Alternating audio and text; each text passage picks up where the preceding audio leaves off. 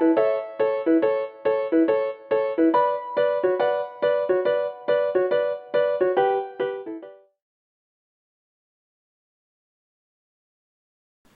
thing about the role of digital technologies in health and in the mobile health in 10 years from now, in a decade's time, I think it would be useful to start with having a big picture or a more futuristic look at what do we have now and what are the potential applications of these technologies and trends in 10 years' time. So to my mind, there are three main trends to thinking about current technologies and their pathways of evolution in relation to mobile health and what we will have or see in about a decade. And the first one is mobile penetration. Very recently, just last October actually, if I'm correct, we have reached a very important milestone. And this milestone is that we have now have more mobile phone subscriptions than human beings on Earth. And just thinking about where this is going and what this means for and access and affordability and connectivity of these technologies, the implications are massive. But not only is this important, the second important trend that complements this exponential increase in connectivity is a mobile broadband. So when we think of mobile penetration, when we think of how many handsets are available, how many mobile subscriptions are available, we are just thinking of hardware, of things that make potential access possible. But when we also know that mobile broadband penetration has increased, has become 20% globally, as opposed to 2% just 4 years ago, we can see how this parallel trend of an exponentially increasing mobile broadband and mobile device penetration, where this path is heading in terms of the implications for a more pervasive use of mobile health applications. And the third trend is the parallel evolution of other technologies that complement mobile connectivity.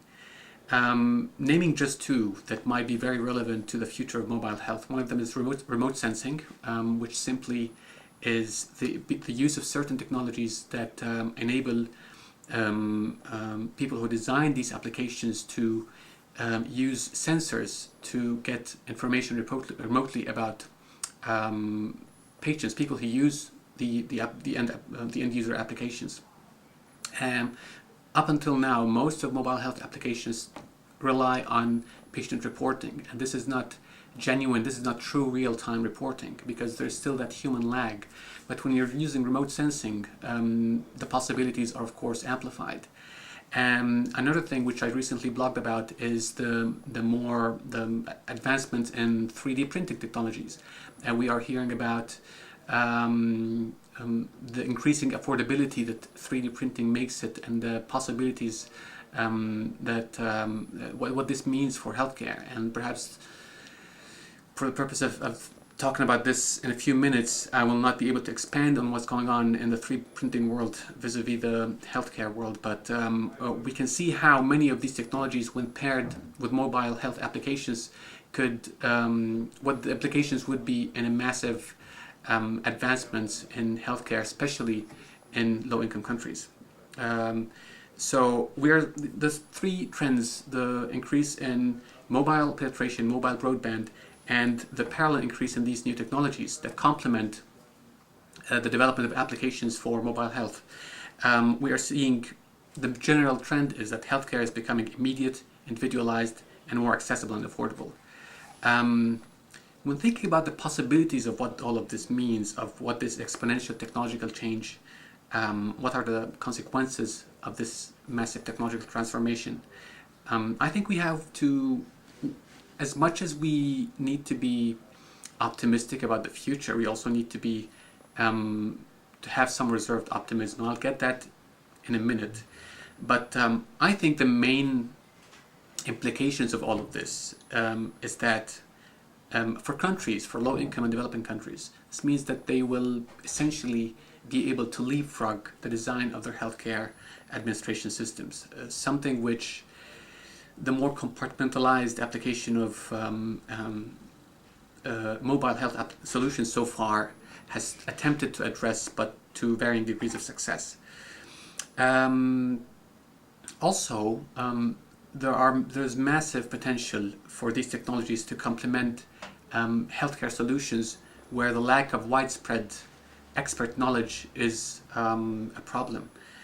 For example, frontline health workers would be able to do rapid diagnosis and assessment in ways that are unprecedented due to the increasing availability and development of such technologies. And expert knowledge is always a bottleneck. And a third possibility that we have to think about is the pervasive and increased use of digital social media and community networks online on the internet. These are new domains of healthcare that should be harnessed to expand the reach, accessibility, and affordability of healthcare to those who most need it. And this brings me to my second point about being somewhat having reserved optimism, or being thinking futuristically, but in a critical sense. We have to think about the techno, or what I call the techno-social bottlenecks, or the barriers that prevent the realization of the potential of these technologies to their fullest potential. There are still significant barriers to widespread adoption and the effective use of mobile health technologies, and one of them being simply technological and functional literacies and capacities. Also, attention to the context where these technologies and solutions are applied is extremely important.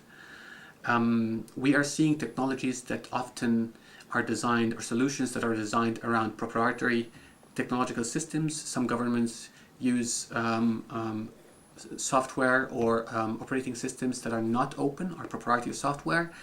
And some solutions are designed around the technological capacities of certain governments and certain telecom operators. And this makes the replicability of these solutions difficult when it comes to trying to take what works in one context and applying it to a different context that has a different set of technologies and technical capacities. So I think a certain theme when it comes to critically addressing the challenges ahead of this massive technological potential is the theme of openness, and how the increasing attention to how open technologies can make these solutions could be easily or more easily replicated across contexts is something that we should pay more attention to. Another thing that we need to think about critically is the extent to which local capacities and partnerships influence the application of these technological solutions. There's obviously always a lag between the potential of any given technology, and this is not only limited to the context of mobile health or mHealth, but also there's a lag between what technology can do and what actually happens, because there is always the gap of regulation, and bureaucracy and regulation doesn't always or never moves at the same pace as technological change. This is something that needs to be at the core of any ambitious strategy of applying mHealth to any particular context. And finally, I think another point that we need to keep in mind when it comes to this kind of futuristic critical assessment of the potential of mHealth is what big data means for mHealth technologies. We're hearing a lot of, it's become a buzzword. Yes, we're swimming in an ocean of data, to use this metaphor, and big data has massive applications across contexts, technologically and socially, and politically and economically. But we need to think about the meaningful use of data on one hand, not only the pervasive availability of data. And we also need to keep in mind the privacy implications of this increasing availability of data, what this means for with respect to things like patient privacy. It's not always that people have this awareness that what they're sharing, the ownership of their data is not, there's are certain questions that need to be addressed when it comes to privacy with respect to big data and mHealth applications. So I think this covers, in my perspective, covers the set of possibilities and challenges as far as the big picture of how mHealth is evolving and what we should expect to see in about 10 years' time.